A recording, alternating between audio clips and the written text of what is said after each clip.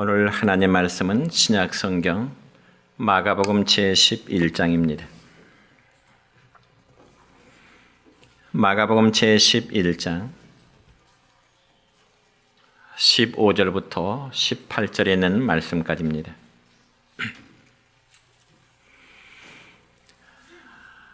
말씀을 봉독에 올립니다.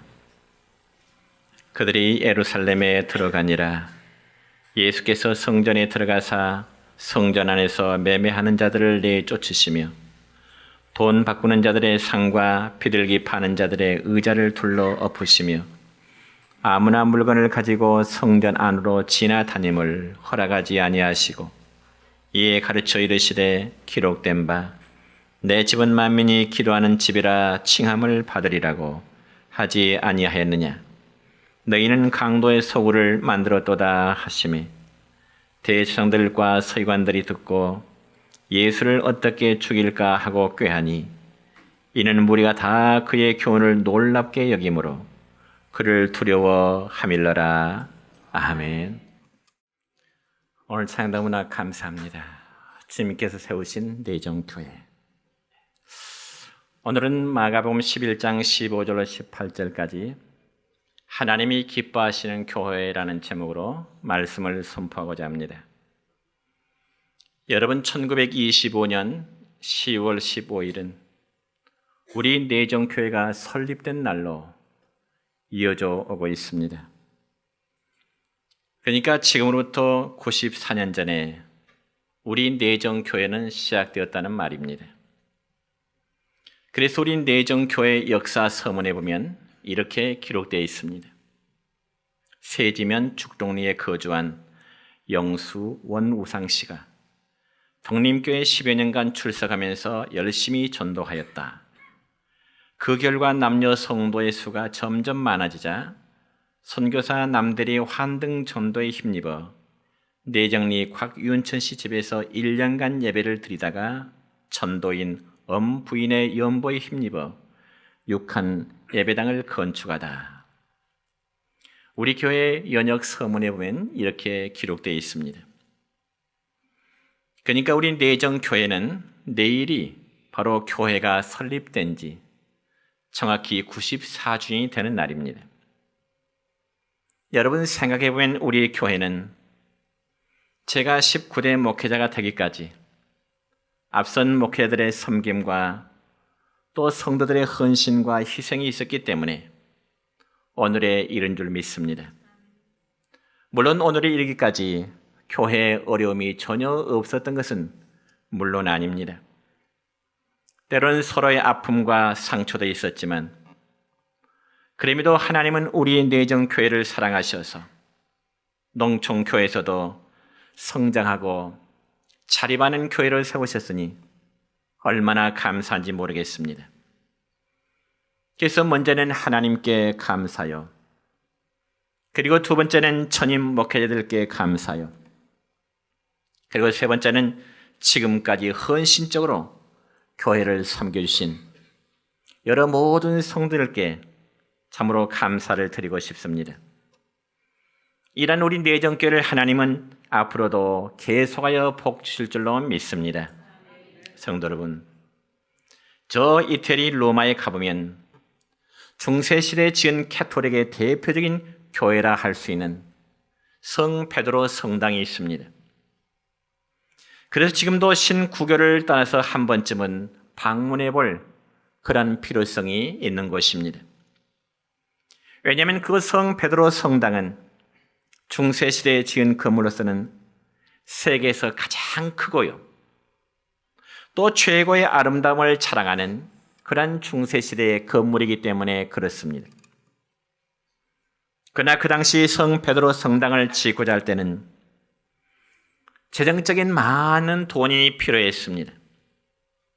그래서 로마 교황청에서는 어떻게 성당을 건축할까 많은 고민을 하다가 한 가지의 방안을 냈습니다. 그 방안은 다름이 아니라 바로 면죄부를 판매하는 일이었습니다. 여기서 면죄부라고 하는 것은 죄 지은 사람들의 벌을 면제해 준다는 명목으로 신자들에게 돈을 받고 죄 용서받는다고 하는 하나의 증서를 판매하는 일이었습니다. 그래서 면죄부를 팔아 성당 건축에 재원을 마련하고 했던 그 일에 가장 앞장섰던 사람이라면 바로 당시에 떼젤이라는 신부였습니다. 그래서 실제로 이 떼젤 신부의 이름으로 발부된 그 면죄부의 내용을 보면은 이런 글귀가 씌워져 있습니다. 실제로 모든 성자들의 권위와 그들을 향한 자비로 나는 그대를 모든 죄와 악행을 면제해 주며 모든 벌을 면제하노라. 그리고 맨 밑에 요한 떼젤이라고 기록되어 있습니다. 그러니까 어떤 사람이 죄를 짓고 나면 그 죄를 용서받기 위해서는 교황청에서 발부하는 이제 그 면죄부를 사야만 했던 것입니다. 그래서 큰 죄를 지었다면 당연히 비싼 만큼의 면죄부를 사야 되고, 또한 스스로 생각할 때 내가 가벼운 작은 죄를 지었다 한다면 값싼 면죄부를 사면 반드시 죄의 용서를 받을 수 있으리라고 하는 그러한 믿음을 갖게 된 것입니다. 그게 바로 중세시대 로마 캐토릭이 부패할 수 있는 가장 중요한 요인이 되었던 것입니다. 여러분 생각해 보세요. 만약 오늘날도 면죄부의 제도가 있어서 면죄부를 사서 죄 용서를 받을 수 있다고 한다면 돈 없는 사람은 죄를 지었을 때 어떻게 죄 용서를 받을 수가 있겠습니까? 아마 돈 없으면 죄 용서받을 수 있는 길도 막혔을 것입니다. 그럼에도 중세시대 로마 캐토릭은 그러한 면죄부를 팔아서 일부는 교회 재정으로 쓰고요, 대부분 성 베드로 성당을 건축하는 일에 사용했던 것입니다. 그러니까 오늘날 보면은 참 화려하고 아름다운 건물이지만은 그 내면을 보면은 중세시대 로마 캐토릭 교회가 타락했던 시기의 모습을 지금도 우리에게 보여주고 있는 물증이 되는 것입니다. 그래서 어느 날 이 떼젤 신부는 성도들에게 설교하면서 자신의 손에 면죄부를 들고 이렇게 설교했습니다. 여러분이 어떠한 죄를 지었다 할지라도 이 면죄부를 사면은 지난날의 죄를 다 용서받을 수 있습니다. 이 떼젤 신부는 면죄부를 팔기 위한 그런 설교를 하게 된 거죠. 그때 어떤 사람이 떼젤 신부 앞으로 나와서 묻습니다. 그러면 신부님, 지난날에 지은 죄를 이 면죄부 한 장으로 사면 죄 용서받는다고 한다면 그러면 앞으로 지을 죄는 어떻게 될까요? 그때 떼젤 신부는 이렇게 말합니다. 그렇다면 하나를 더 사십시오. 그러면 앞으로 지을 모든 죄까지도 당신은 용서받을 수 있을 것입니다. 이러한 설교로 떼젤 신부는 면죄부를 다 팔고 이제 로마로 되돌아오는 길에 강도를 만나게 됩니다. 그리고 그 강도는 떼젤 신부에게 돈을 요구하게 되는 거예요. 있는 돈 다 내게 내놓으시오. 그때 떼젤 신부는 강도에 이렇게 말합니다. 이 돈은 면죄부를 판 돈이기 때문에 줄 수 없고, 만약 면죄부 판 돈을 훔쳐가면 당신은 반드시 지옥에 들어가게 될 것이요. 이런 말을 주게 됩니다. 그때 강도는 오히려 면죄부 2장을 신부 앞에 내보이면서 신부님은 조금 전에 설교했죠. 앞으로 지을 죄도 면죄부 1장만 더 사면 죄에 대해서 면죄받는다고 분명히 신부님은 설교했었죠. 그래서 나는 면죄부 2장을 사고 나서 강도짓을 했으니 절대로 지옥에 들어가지는 않을 것입니다. 참 웃지 못할 일화가 있습니다. 사랑하는 성도 여러분이요, 이처럼 물질주의와 상업주의의 산물이 바로 오늘날 저 로마, 이태리 로마에 있는 성 베드로 성당의 모습입니다. 그래서 그 성당 안에는 베드로 사도의 무덤이 지하에 있고요.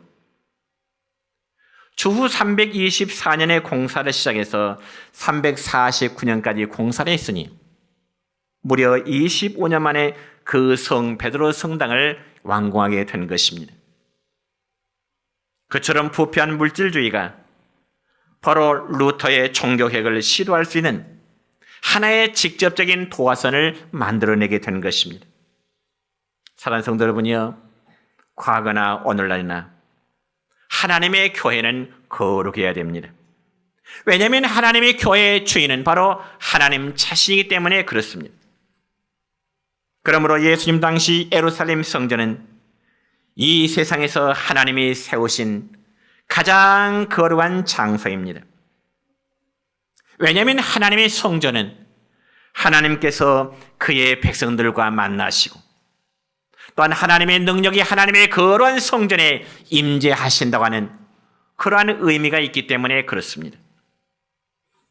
그런데 오늘 본문의 말씀을 보면 어느 날 예수님께서 성전 안에 들어가실 때에는 그 거룩한 성전 안에서 장사하는 사람들을 보시게 됩니다. 그리고 성전 안에서 벌어지는 장사는 크게 두 종류의 장사를 하게 되는데요. 첫째는 돈을 바꿔주는 자들이라 그랬습니다. 돈을 바꿔주는 자들. 여러분 구약성경 출애굽기 30장 13절 이하의 말씀을 보면은 이스라엘 남자 20세 이상 되면은 그들은 반드시 1년에 한 차례씩 하나님의 성전에 올라가서 성전세로 반 세겔의 돈을 성전세로 내야만 했습니다. 그렇지만 이방인들이 사용하는 화폐로는 하나님께 드릴 수가 없고요. 반드시 성전세로 내기에 합당한, 즉 화폐, 유대인들만이 사용하는 그 화폐를 가지고 성전세로 내게 되어 있었습니다. 그러니까 성전에서 돈 바꿔주는 자들이 하는 것은 약 2에서 4%까지의 웃돈을 요구하면서 부당한 이익을 취하면서 돈을 바꿔주는 장사입니다. 그리고 또 한 부류의 장사들은 성전 제사 때 바칠 짐승을 파는 그런 자들이었습니다. 여러분 성전 안에서 드려진 짐승의 제물은 우리가 구약성경 레위기서의 말씀을 보면은 소나 그리고 양이나 혹은 비둘기를 하나님 앞에 제물로 드려지는 이제 제물이 된 것입니다.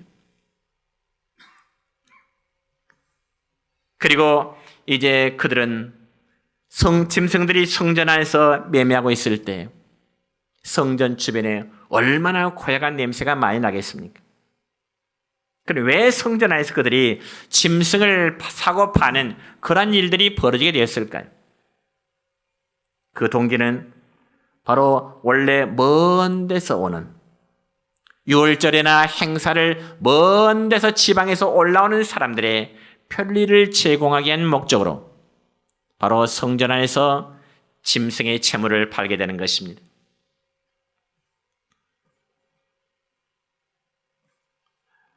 여러분 생각해 보세요. 전국 각지에서 예루살렘으로 하나님 앞에 제사를 드리러 가려면 모두가 제물로 쓰여질 반드시 짐승 한 마리씩을 가지고 가야만 돼 있습니다. 소가 됐든지 양이나 됐든지 비둘기나 됐든지 한 마리씩. 물론 그렇다고 해서 자기가 준비한 짐승의 제물을 제단에 다 올릴 수 있는 것은 아닙니다.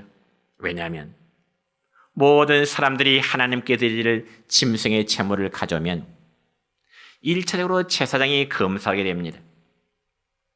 제사장이 검사해서 정결한 짐승의 제물이 되지 못하면 아무리 먼 데서 제물을 가져왔다 할지라도 제단에 드릴 수가 없기 때문에 그렇습니다.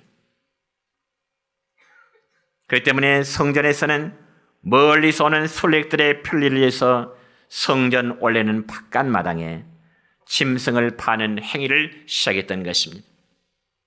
그런데 그런 것이 나중에는 점점 성전 안으로까지 들어와서 엄청난 장사의 수단이 이제 되어버린 것입니다. 여러분, 그러자 그러한 모습을 보신 우리 주님의 마음이 어떨까요? 오늘 본문 15절 중간부터의 말씀을 보면 이렇게 기록됩니다. 시작. 성전 안에서 매매하는 자들을 내쫓으시며 돈 바꾸는 자들의 상과 비둘기 파는 자들의 의자를 둘러 엎으시며 아무나 물건을 가지고 성전 안으로 지나다님을 허락하지 아니하시고 아멘. 그러니까 더럽혀진 성전 안에서 예수님으로 인해서 한바탕 소동이 벌어지게 된 것입니다. 왜냐하면 거룩해야 될 하나님의 성전이 마치 시장 바닥이요 강도의 소굴로 바뀌어버렸기 때문에 그렇습니다. 여러분, 예수님 당시의 예루살렘 성전은 바로 오늘날 교회의 모형 혹은 교회의 그림자라고 말할 수 있습니다.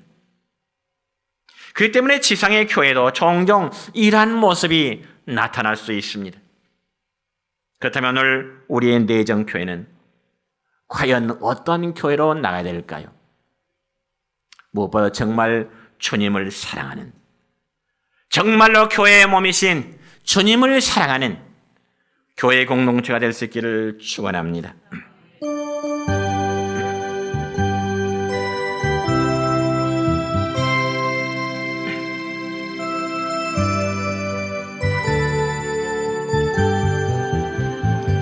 손에 있는 부귀보다 주를 더 사랑하는가?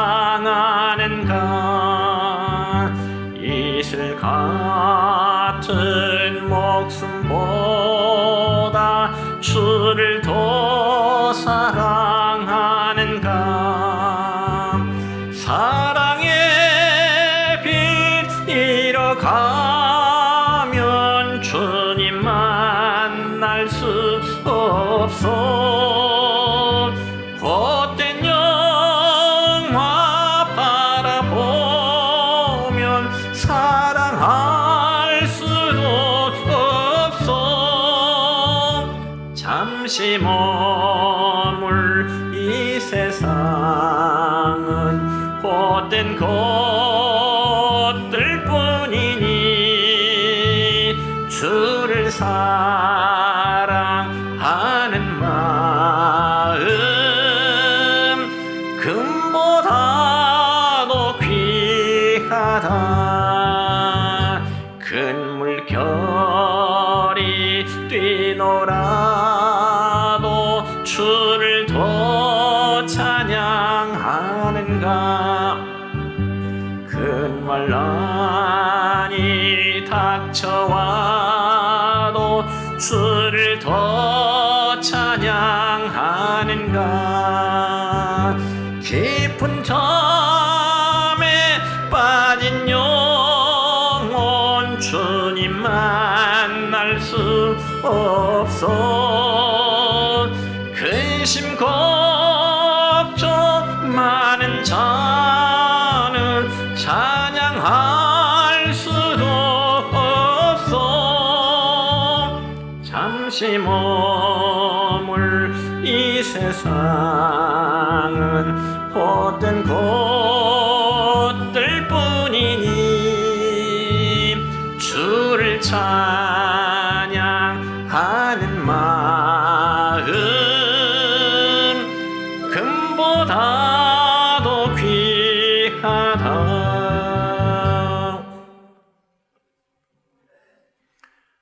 여러분, 미래를 바라보는 우리 내정교회는 과연 어떻게 나가야 될까요? 첫째는 물질주의가 아닌 순수한 예배 중심의 교회로 우리 내정교회에 나가야 될 줄로 믿습니다. 여러분, 하나님의 교회는 예배가 중심이 되어야 됩니다. 그래서 예배 없는 교회는 살아있는 교회라고 말할 수 없고, 예배 없는 교회는 하나님이 기뻐하지 아니하시는 교회입니다. 그렇기 때문에 예수님 당시의 예루살렘 성전도 하나님께 속죄의 제사를 드리고 하나님을 경외하며 만나고 경배하며 찬양하며 영광을 돌리는 곳이어야만 했습니다. 그럼에도 그들은 성전에서 돈을 바꾸며 물건을 사고 팔고 그리고 돈 받고는 시장터로 만들어 버리고 만 것입니다. 그러니 예수님께서 그러한 성전을 가만히 두고 보실 수는 없었던 것입니다. 그래서 성전 내 상업주의와 물질주의에 대해서 주님은 채찍을 드시면서 성전을 더럽힌 자들을 다 내어 쫓으신 것입니다. 그럼 사랑하는 성도 여러분이요, 어떠한 경우이든 교회를 자신의 경제적인 수단의 이익으로 삼아서는 안 되는 것입니다. 그럼에도 최근에는 물질주의 논리가 교회를 지배하는 경우들이 흔히 있습니다. 그래서 큰 건물과 그리고 화려한 장식과 교인의 숫자가 교회의 판단 기준을 이제 평가하는 그런 모습이 보인다는 것이죠. 그래서 시장의 논리라고 말하는 이 자본주의 법칙이 교회 안에까지 지금 들어오고 있습니다. 다시 말씀드리자면 자본주의에 서로 먹고 먹히는 치열한 적자 생존의 법칙이 오늘 또 교회도 스며 들어오고 있는 그런 모습이라는 것이죠.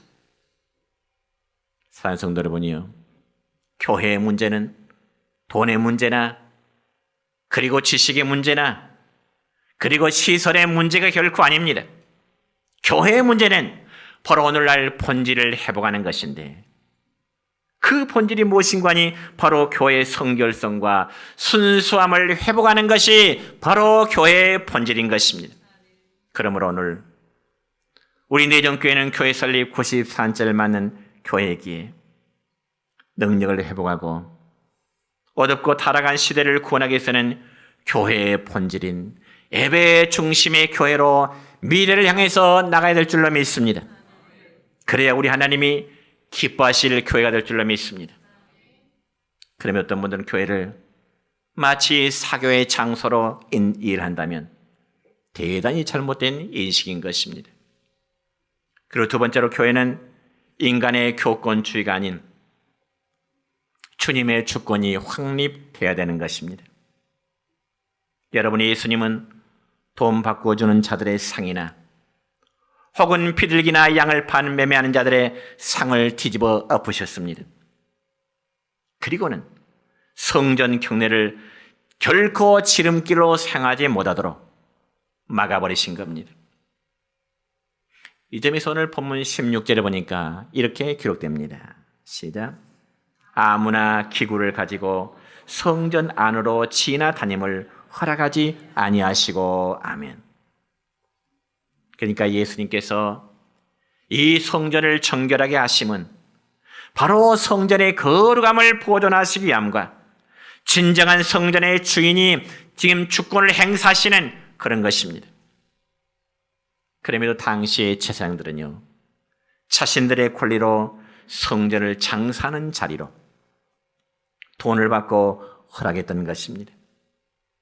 하나님의 거룩한 성전을 자신들의 돈벌이로 사용했다, 그 말입니다. 여러분, 성전은 하나님의 집입니다. 그럼에도 당시의 제사장들은 교권을 이용해서 자기의 것이 아닌 것을 마치 자기의 것으로 착각하고 자기들의 권리를 이용하면서 돈벌이했다, 그 말이지요. 그러므로 이것이 바로 교회가 타락하고 어지러워진 이유가 된 것입니다. 여러분, 신약성경 마태복음 4장에 보면은 마귀가 예수님을 시험하는 내용이 나옵니다.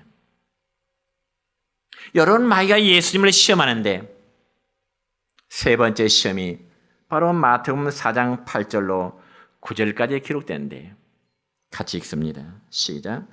마귀가 또 그를 데리고 지극히 높은 산으로 가서 천하 만국과 그 영광을 보여 이르되 만일 내게 엎드려 경배하면 이 모든 것을 내게 주리라. 아멘. 그러니까 마귀는 예수님께 시험하기를 자신에게 엎드려 절 한번 하면은 천하 만국의 모든 영광을 다 너에게 주겠노라, 이런 시험을 하게 됩니다. 여러분, 천하 만국이 누구의 것일까요? 천하 만국이 누구의 것일까요? 하나님의 것이요 예수님의 것인 줄 믿으시기 바랍니다.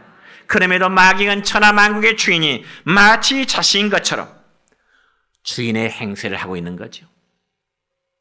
여러분, 과거나 오늘날이나 자기의 것이 아닌 것을 자기의 것인 것처럼 위장하고 이용하는 것은 바로 마귀의 짓입니다. 그래서 교회가 타락하고 교회가 교권주의에 빠지게 되면 마귀의 모습을 닮을 수밖에 없는 거예요. 특히 예수님 당시 대제사장이나 그리고 바리새인들 그리고 장로들은 종교의 최고 지도자들이었습니다. 그래서 그들은 아니라고 권력 행사에만 몰두하게 된 거죠. 그러니 교회 지도자들이 과거나 오늘날이나 권력 행사에 관심을 가지게 되면 교회는 부패할 수밖에 없고 교회는 타락할 수밖에 없습니다. 사실 우리 주님은 힘과 권위를 가지신 분이십니다. 그래서 마태복음 7장 29절의 말씀 보면은 이런 말씀이 기록되네요. 시작. 그 가르치시는 것이 권위 있는 자와 같고 그들의 서기관들과 같지 아니하밀러라. 아멘. 그러나 여러분, 예수님의 권위는 세상을 물리적으로 지배하려고 하는 그러한 권력 권위가 아니었습니다.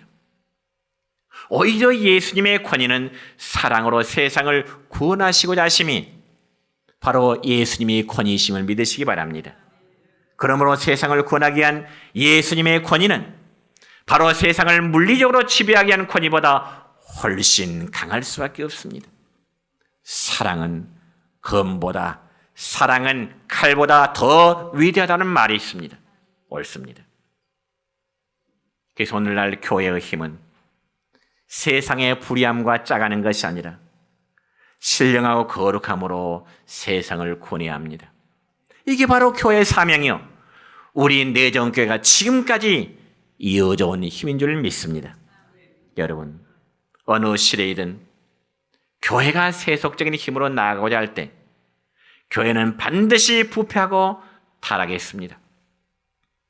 역사가 증명합니다. 예를 들어서 여러분, 중세 시대의 교회는요, 로마 캐토릭 교회는요, 굉장한 힘이 있었습니다. 교황의 파워, 한 나라의 왕의 권세보다 더 컸습니다.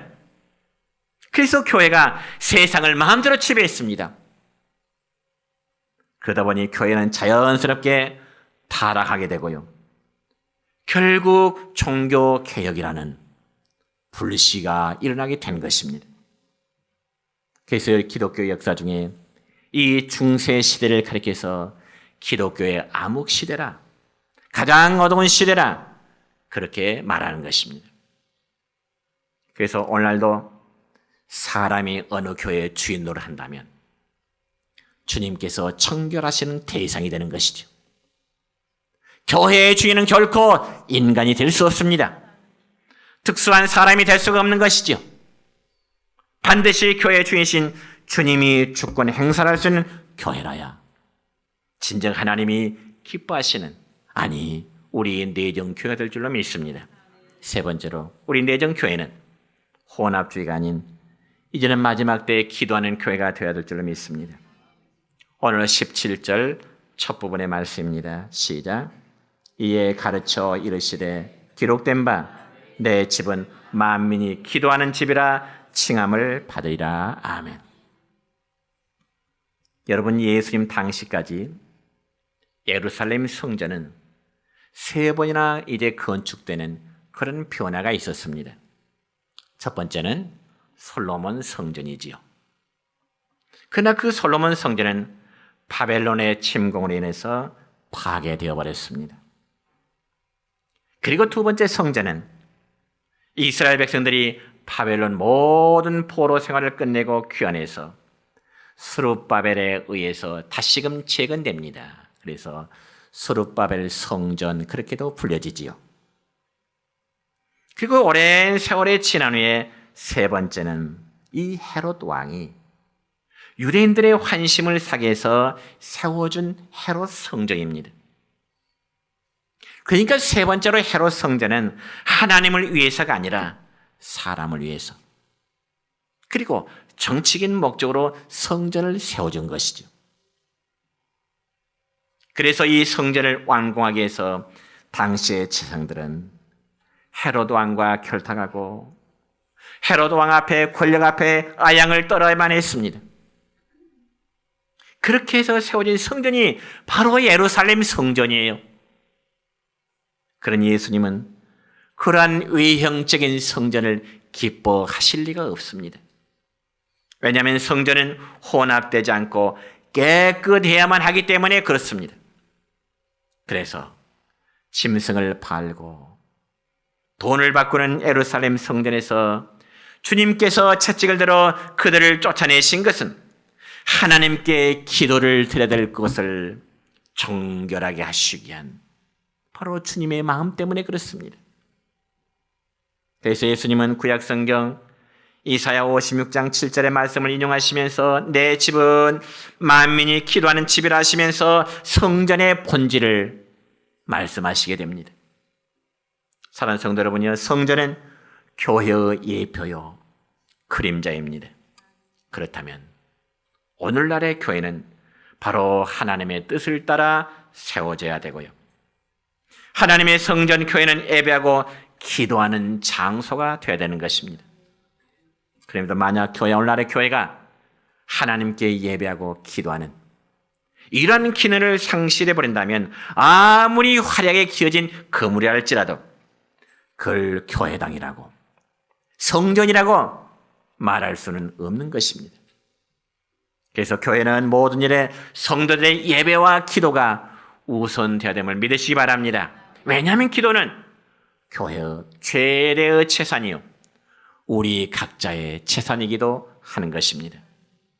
사랑하는 성도 여러분이요, 하나님께서는 이 시대에 저와 우리 모든 여러분들을 우리 내정교회 거룩한 공동체로 불러주셨습니다.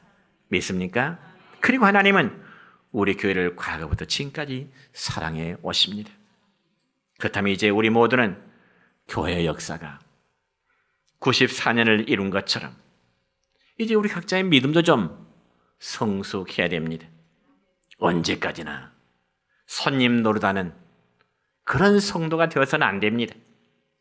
하나님은 지금도 우리 각자를 향하여 하나님이 정말 기뻐하시는 교회의 구성원으로 더욱더욱 성장해 가기를 원하십니다.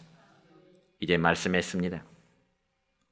우리 내정교회는 주님 오실 때까지 정말 순수한 예배 중심의 교회가 되어야 될 것이고, 우리 내정교회는 사람의 주인이 아니고 주님이 통치하시는 교회가 되어야 하는 것이죠. 그리고 거룩한 교회가 되어서 혼합주의를 폐기하고 끝까지 복음의 진리를 파수하고 기도하는 교회로 하나님께 영광 돌리시는 우리 교회가 되기를 우리 모두를 주님의 이름으로 축원합니다.